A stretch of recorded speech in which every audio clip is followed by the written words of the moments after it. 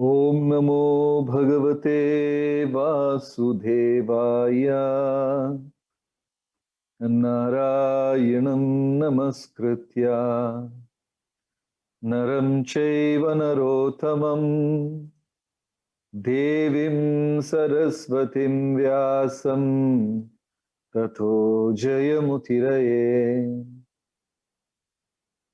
He Krishna Karuna Sindhu Dina Bandhu Jagatpate Gopesha Gopika Kanta Radha Kanta Namostute Tapta Kanchana Gaurangi Radhe Vrindavaneshwari Vrishabhanusute Devi Pranamami Haripriye.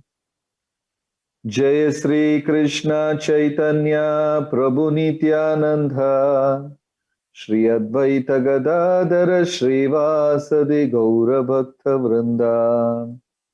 Hare Krishna Krishna Krishna Hare Hare Hare Rama Rama Rama Hare Hare. Hare Krishna, we welcome all the devotees for this online Holy Tirth Yatra. So we have been traveling to many wonderful places this month, and many exalted Vaishnavas are guiding you in these holy places. So today we welcome you to an ancient temple, Sri Adikeshava temple, down south at the tip of India.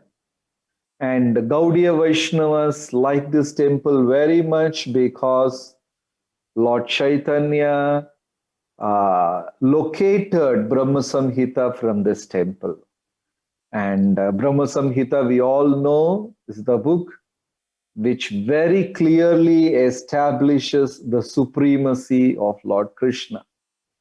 So this book is very dear to Gaudiya Vaishnavas. So the temple is also very dear to Gaudiya Vaishnavas.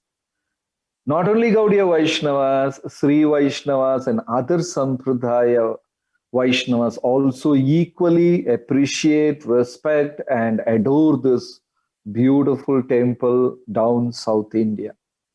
So today we will be visiting this temple. The name of the temple is called Adikeshava temple, and the village is Thiruvattar. It is explained by Srila Prabhupada in Chaitanya Charitamrita. So it's a very beautiful Thiruvattar. The village is called Thiruvattar, which means river which forms a circle. River which flows in a circle. You know, that's what is meant by Thiruvattar. Actually, if you see by Google Map or aerially, you can see the river makes a semicircle around the temple and flows down. And wonderful two rivers, Mother Ganga and Tamraparni. These two rivers flow, and you will be wondering how Mother Ganga came down south. That's another beautiful lila. And Tamraparni is like a daughter of Mother Ganges. She also, both the rivers flow, making a semicircle around this Adikeshava temple. Very ancient temple. Scripture says somewhere in the beginning of Kali Yuga, end of Dwapara Yuga, that's a time. This temple, something like 5,000 years back, this temple was worshipped by Vyasa and many great personalities. So, during the beginning of creation, Lord Brahmaji was performing a Havan, Yajna, for the benefit of the whole world. Loka Kalyanartham, for the benefit of whole humanity, planets, you know, for all, everything that's there in the creation. So Brahmaji was performing this yajna, and when he was performing this yajna, he or the Brahmanas around, the sages around, pronounced a mantra by mistake. In those days, all these things were considered the meter of the mantra, the chandas of the mantra, and the way it is pronounced. Everything matters. Now one devotee was telling that there are devotees in China, and the devotees, they chant, Hare Krishna, Hare Krishna, and Krishna appreciates it, and it's also accepted. Sometimes they don't have the word R. Even Russians, I think, they don't have the word R. So they pronounce R as La something. So they chant Hare Krishna. But all these things were not allowed in Satya Yuga.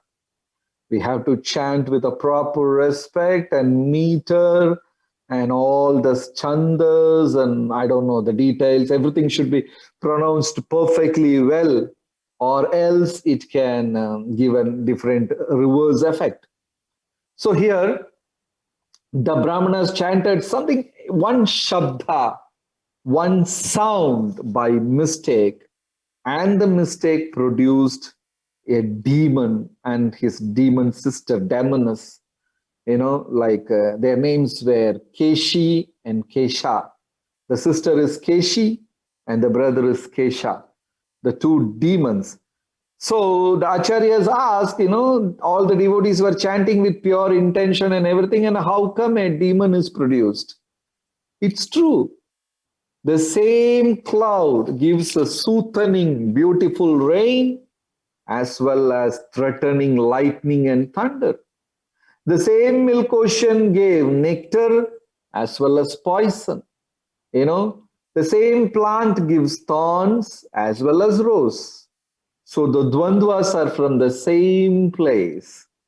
So they were chanting this mantra for the benefit of the whole world, and they pronounced one mantra by mistake, and these two demons came out of the yajna. The sister Keshi and the brother Kesha. And what they did, the moment they appeared, they started stealing all the Vedas. They are like the sutras. Sutras are like aphorisms, which was used at the time of creation. And I think other two demons also, they also stole Vedas. So these two demons, brother and sister, they took away all the scriptures and they ran. And Brahmaji was trying to chase them up and down, and they were like running through 14 planetary systems. And Brahmaji was also running behind them, trying to recover the scriptures. And finally Brahmaji could reach to this place. Adikeshava, the place where Adikeshava temple is there right now. Brahmaji came to this particular spot and he was very tired, and the demon and demon sister, they just ran away. Brahmaji could not catch them. So Brahmaji sat in this place and meditated on the Supreme Lord, and the Lord appeared. Very deep, intense devotion Brahmaji had. So the intense devotion made the Lord appear in this particular spot. And the Lord could understand, and Lord waged a war against the sister and brother. And there was a heavy war between Kesha and the Lord. And finally, the demon Kesha was killed. And that's why Lord is called Keshava. So the Supreme Lord Keshava killed Kesha, and his sister started attacking. But the Lord didn't want to kill a lady, demoness, and she was attacking so furiously. So Lord was like very playfully avoiding her and fighting, but not with any intention of killing her. But she was not giving up. Then the Lord sat down and fought. Then the Lord lay down and fought, having a fun time with the Keshi demon. So she brought these two rivers, Ganges and Tamraparni, just to suck Lord and take him away. And Keshi threatened Ganga and Tamraparni, and both the rivers got scared And they appeared, and the demoness said, just wash away Narayana, Keshava. And the rivers came and they saw this beautiful, wonderful personality. Have got like a Shankha, Chakra, Gada, Padma, Conchal, Mace, Lotus, and Sudarshan. And both the rivers surrendered. So when the rivers were coming very forcefully, Bhumi Devi lifted this particular portion where Lord Narayana was resting. So that particular land alone turned into a tiny hillock. And the river just circumambulated the place and just flowed down.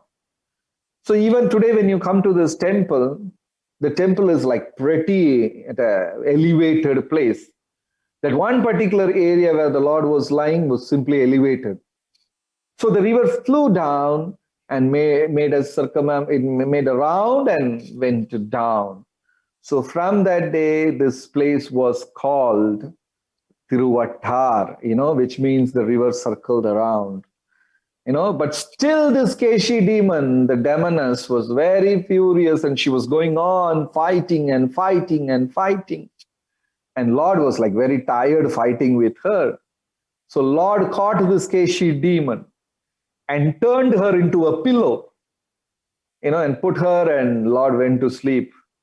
So the demon was tied and made into a pillow. So when Lord looked around, he could see a lot of Rudraksha beads there. Sages were using to worship Lord Shiva and meditation and things. So Lord made a thread out of these Rudraksha beads and tied Keshi, and used her as a pillow. So these beads were taken from 12 places which is around this temple. And all these 12 Rudraksha bead places has got a Shiva temple today. 12 Mahadev Shivji Mandir. So what happens, once a year on Shivratri, all the Shiva deities come to Adikeshava temple overnight. They actually literally carry them on the shoulders and they run. So from one goes to the second, and 1 and 2 goes to the 3. So in this way, all the Shiv temples gather around and they come to Adikeshava temple and they pay their obeisances to Adikeshava. Once a year it happens on Shivratri day. So then Lord Vishnu, killed Kesha and tied Keshi into a pillow and all, and the Vedas were retrieved, and all the Vedas were stored in this place. So this temple is highly connected to scriptures. That is why when Vaishnavas go there, they pray to the Lord so that we can also understand the meanings and essence of scripture by the blessings of Adikeshav ji. So devotees go there and pray to Adikeshav Lord, for gyan, for knowledge, to understand Bhagavad Gita, Bhagavatam, and all these great, wonderful messages. So Lord told Vyasadeva to make this place the Vedic library, collect all the scriptures and preserve it in this place and make it as a library. So under the instruction, Vedas came, and all the Vedas took shelter of Adikeshav Bhagwan, and they stayed here, all the 4 Vedas and all the Shastras and everything. So Vyasadeva came here and stayed for months together and made 5 mata around this temple, ashrams around this temple. And these ashrams were all got all the Sanskrit pandits and scholars doing research on Vedas. And even now they have these 5 ashrams, but these 5 ashrams were slowly taken up by Tirupati Devasthana, in Andhra Pradesh.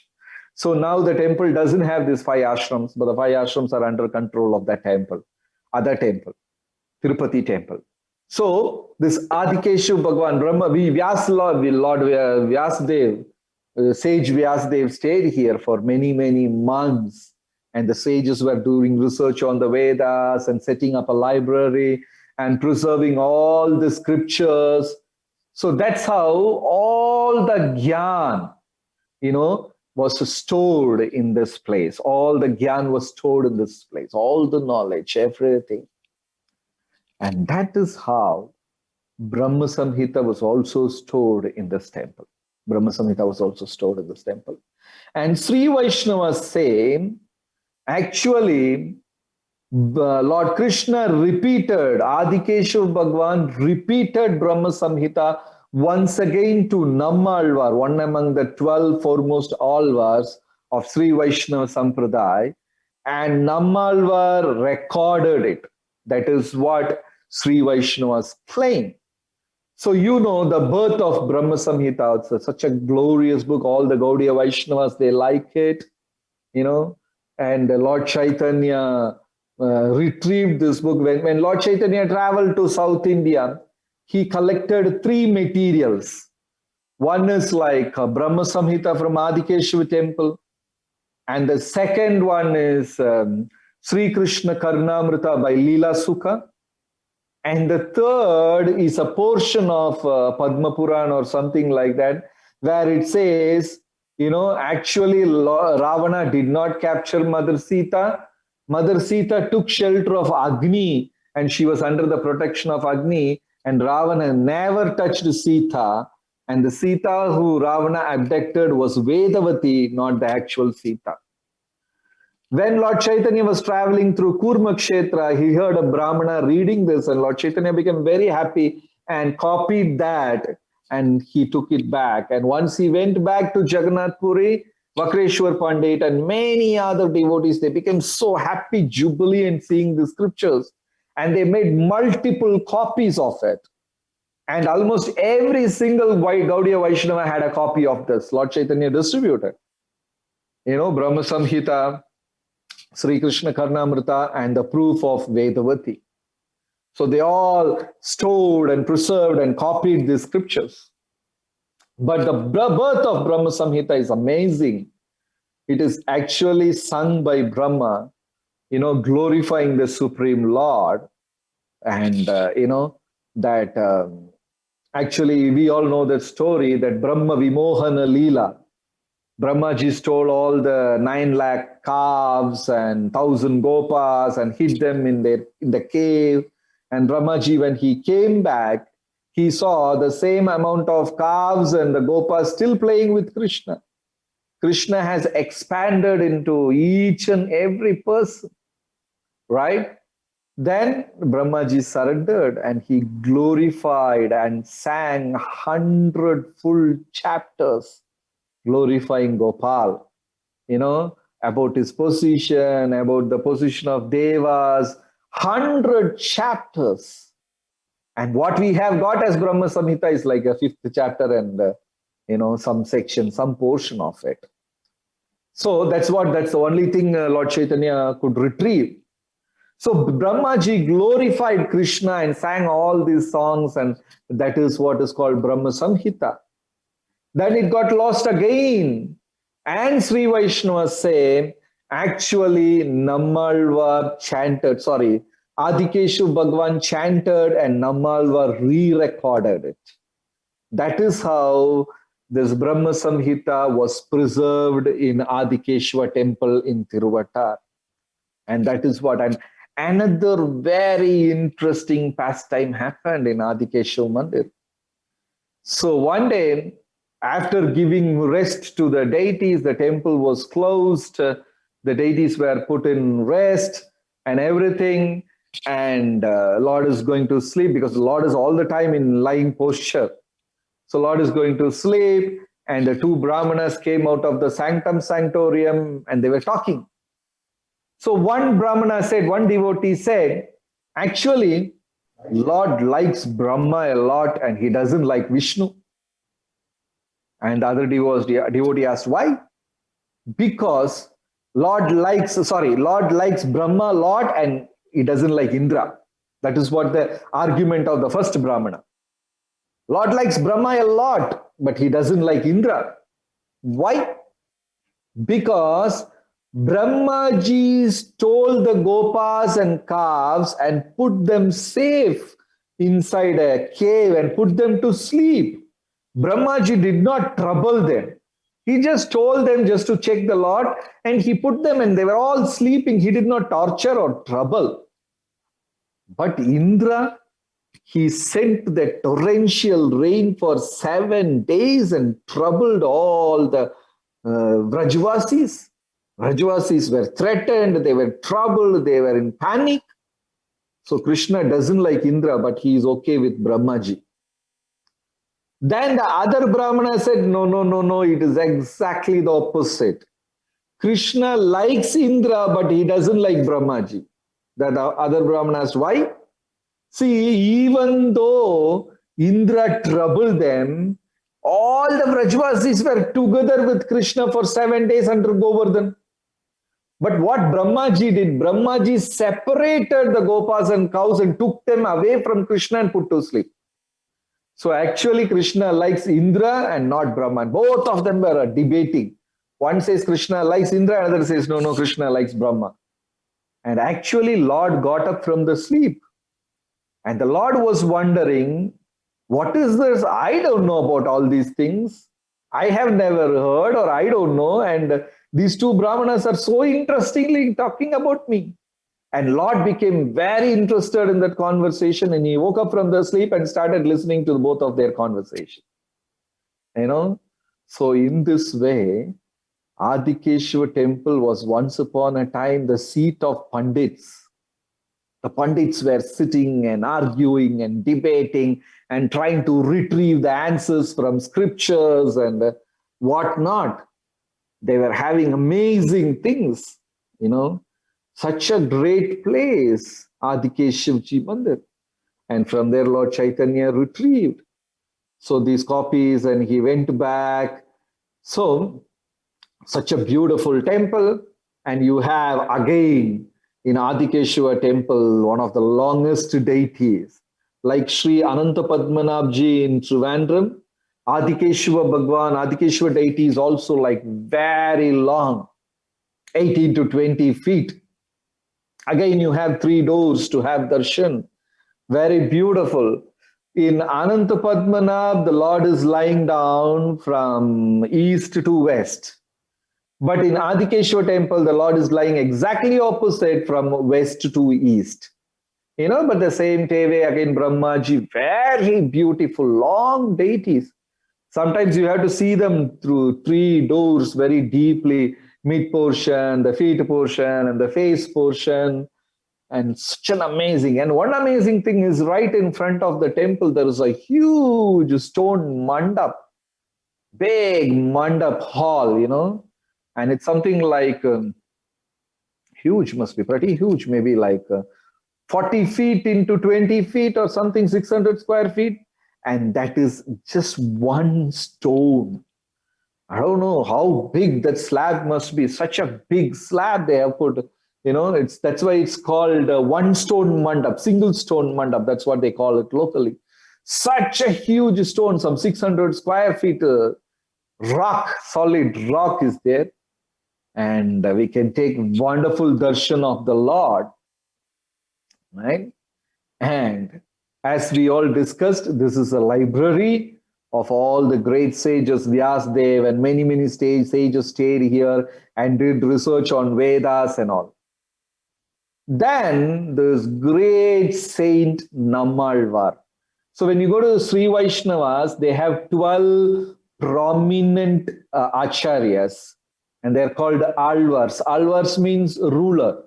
Like in our Sampradaya, we call the sages and saints, sannyasis as Maharajas, the rulers. They don't rule kingdom, but they rule the hearts of devotees. They're leaders of devotees. So we call them Maharajas. So in Sri Vaishnava language, they also call them Maharajas, but they call them Alwars. Alwars means ruler. So one of the prominent among the 12 Alwars is Nammalwar. And Nammalwar stayed here for very long time. And he systematically, segregated the Vedas, arranged everything, gave explanation for the scriptures, wrote tika and purports and commentary. And all the scriptures are stored in Adikeshav temple. And who's this Nammalwar? A wonderful saint. And amazing and miraculous is the appearance of Nammalwar. So scripture says Nammalwar was like Lakshman. In Ramayana, you can see Lakshman, when the Lord sits, he becomes an asan. When he walks, he becomes an umbrella. When he lies down, he becomes a cot. So Lakshmana is like all the time serving Lord Ramachandra, taking one form and another and things. In the same way, Nammalwar, the great Sri Vaishnava Acharya, is also an expansion of Lakshmana. So when Nammalwar took birth, he was dumb. He was not talking he was not even crying, a still baby, a dumb baby.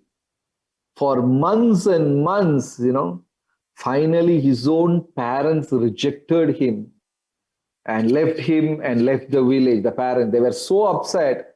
Finally, they got a dumb son. So they were so upset, they left the village, leaving the boy, abandoning the boy. Once the parents left, this boy woke up, got up, baby boy, few months old. The baby got up and walked and sat inside a huge hole in a tamarind tree. The tree had a very huge hole. So this baby, crawled and walked inside and sat in the hole for many, many years. Never spoke. He was dumb. He never spoke to anyone.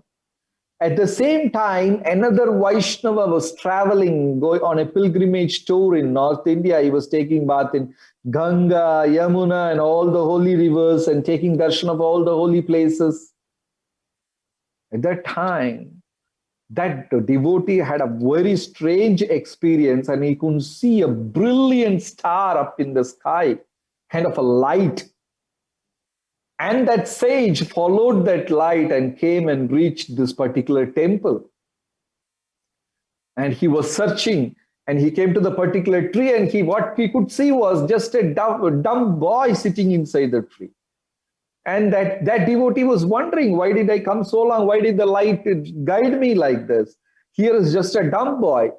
But anyway, I had come, so let me check who this boy is.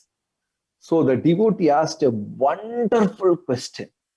He asked, a tiny living being, how could he accept a mass dead matter to be his shelter? It is an amazing question. A tiny living being, how could he accept a mass dead matter to be his shelter?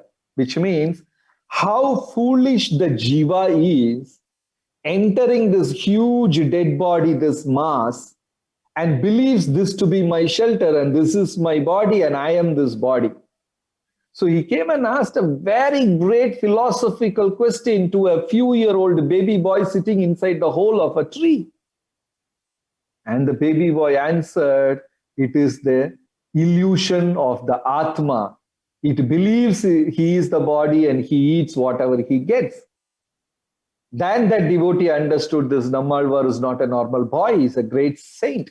He had not spoken for years and years, and this is the first thing he spoke. And from that day, he was appreciated and glorified, and all the country, the men, everybody came to know about Nammalwar. But unfortunately, Nammalwar lived only for 35 years in this material planet. But within 35 years, he has written so many books and achieved so many things.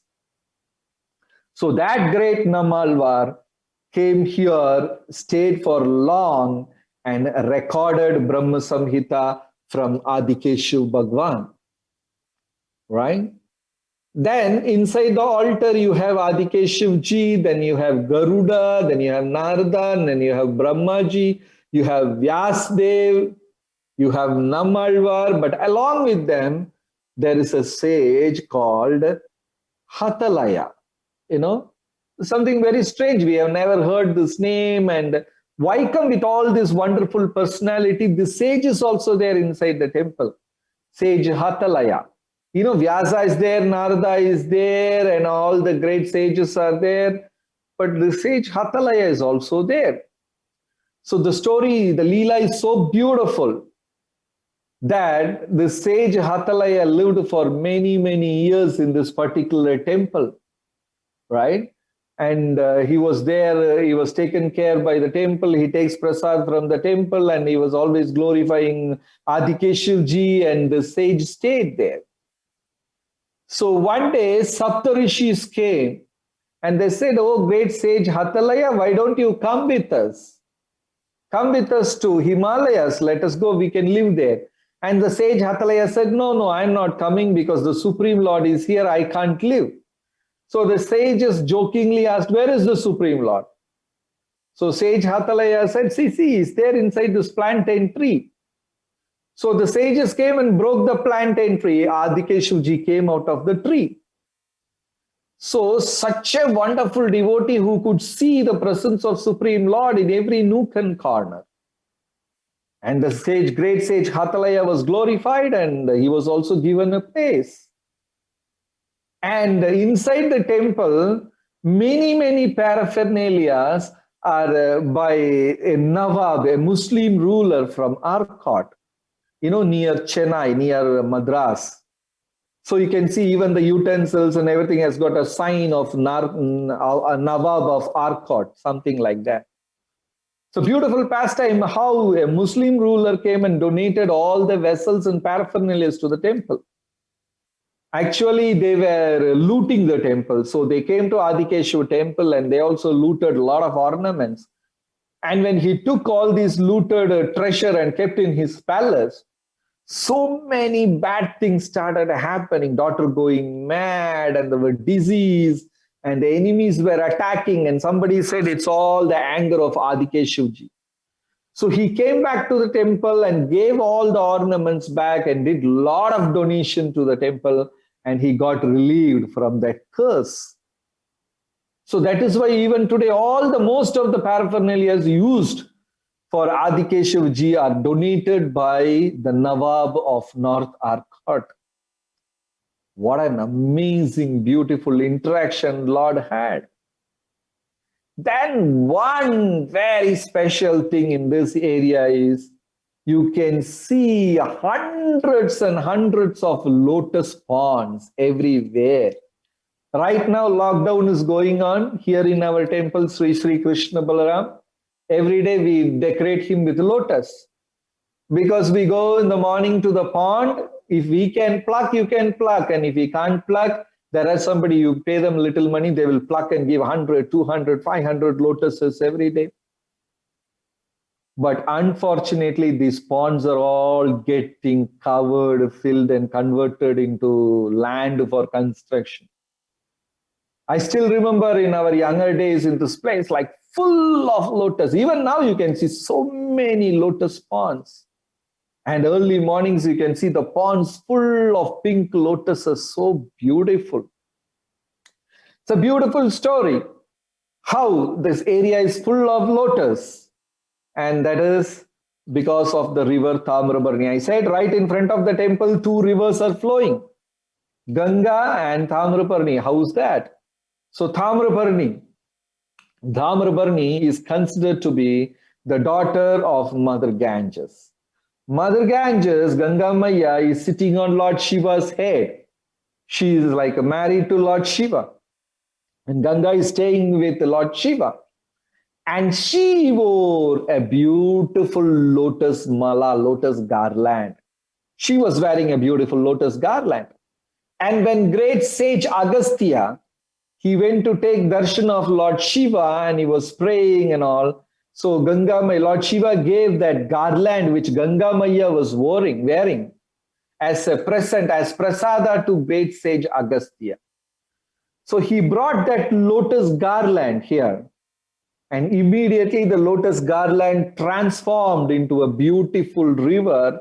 And that's the river called Tamraparni. Tamra means like a red color, copper color, So it was all red lotuses that got converted into the river. And that's why this place is called, the river is called Tamraparni. And because she is daughter of Ganges, Ganges also flowed. So these two rivers go around the temple, Ganga and Tamraparni. And that is why Tamraparni is nothing but lotus garland under Mother Ganges around neck.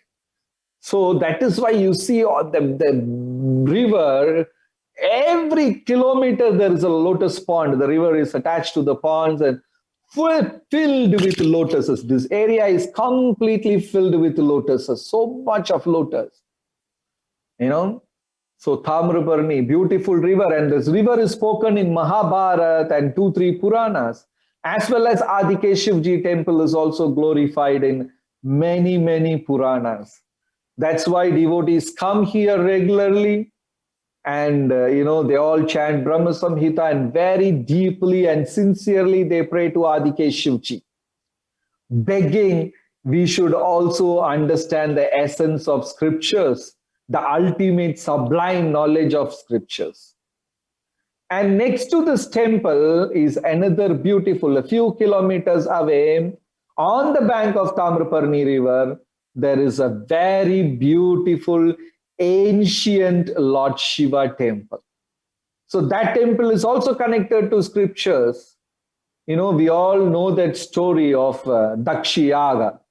So in somewhere, His Holiness Gaur Govinda Swami Maharaj has said, when Sati had self-immolated and died, left the body, and the body turned into ashes, Lord Shiva became so angry and he became silent. He was not talking to anybody. Even to Brahma, he was not talking.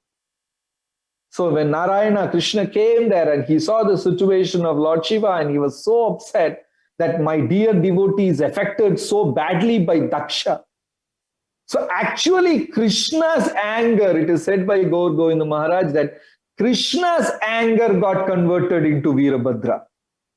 So Veerbhadra went to Daksha Yajna and devastated the place, spoiled, cut the head of Daksha, and broke the limbs of many, many sages and brahmanas, and they were all scared and they were running. After that incident, Lord Shiva sent Veerbhadra to this particular place and to continue meditation. So Veerbhadra came over this place. That's why this temple is called Veerbhadra Mahadev temple. That's also on the bank of river Tamraparni, just very close to Adikeshav Mandir. And Veerbhadra continued his penance and meditation and everything. They also say one more story about this is the place where Lord Shiva rested for a few seconds when Bhasmasura was chasing. Bhasmasura was one of a known devotee, popular devotee of Lord Shiva, and he was begging for some boon, and he got a boon from Lord Shiva saying that whosoever head he touches, they will turn into ashes. So after that, he started checking the mantra. He wanted to try it on Lord Shiva's head itself. So Lord Shiva started running, and this particular Veerbhadra temple, Lord Shiva came and rested for a few minutes, and then he continued his running. So this beautiful Shiva temple is very close to Adikeshav Mandir, with a mighty waterfall flowing next to it. And many, many people have come and taken bath and cured themselves. And Nammalwar has composed this in the song. If anybody takes bath in Tamraparni, they can cure all their skin diseases and everything. And finally, disease of even the material diseases also. So that's such a beautiful temple, a wonderful place. And thank you so much for coming and having darshan. And our prayers at the lotus feet of Sri Adikeshav. Thank you. Hare Krishna.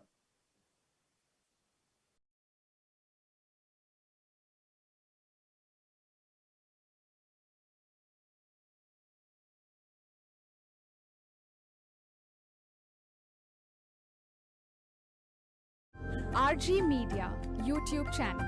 Like, share, subscribe.